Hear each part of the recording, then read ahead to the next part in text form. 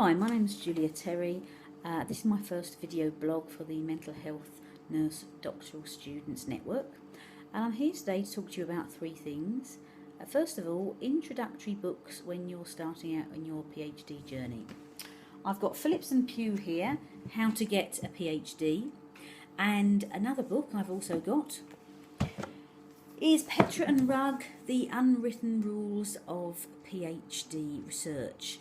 Both of these books I have dipped into a lot since I started my journey about 5 years ago. I'm doing part-time doctorates. Both these books have been very easy to read. They have had information on the PhD process, how to manage your supervisors, how not to get a PhD, and just basically what to expect on all issues to do with writing and the research process. So that's a top tip from me. The second thing I wanted to mention was how to link up with other doctoral students. I've personally found this very useful. Lots of people talk about the PhD journey as being a very lonely one. However, it needn't be like that. In my own organisation at Swansea University, we have a research interest group which has been going for many years.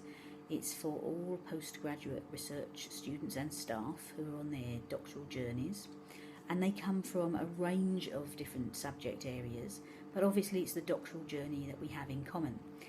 And the group is fairly small. It is quite informal. Sometimes we do presentations or discuss data. Sometimes we have speakers.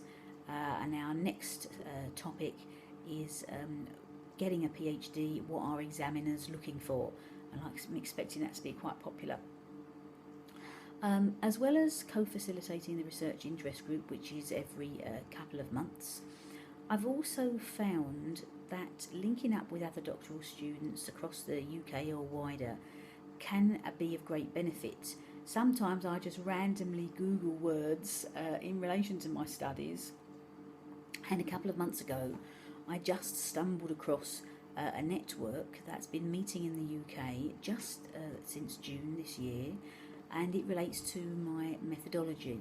This is to do with ethnomethodology and conversation analysis, and it was a whole doctoral network. A couple of weeks ago I was fortunate enough to have about 25-30 of us meet up at one university in London, just to have a lot of time on data sessions and talking together about what it's actually like to do a PhD.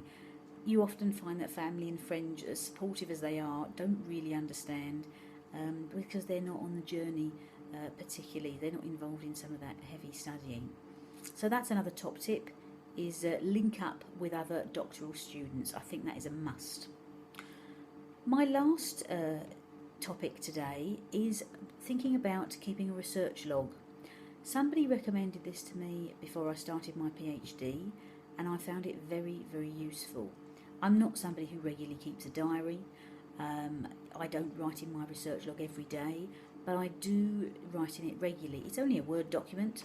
I've got it on the computer, and I have been keeping it now for many years. It's got everything in there from my frustrations with children in the school holidays when they interrupt me and I'm trying to study. It's got all my supervision notes in there. It's got little notes about books that I want to order, frustrations to do with recruitment during data collection. It's just got just about everything in there. And when I'm sometimes stuck or looking for ideas or thinking, well, what were my thoughts when I was doing this or that part, then I'm just glad to revisit it and sometimes use the Find tab to go back and look at some of that. So that's another tip, is keep a research log. Next time I want to be talking about managing your supervisor, and also time management, and looking at other people's theses for ideas. I hope you found this useful. I look forward to seeing you next time.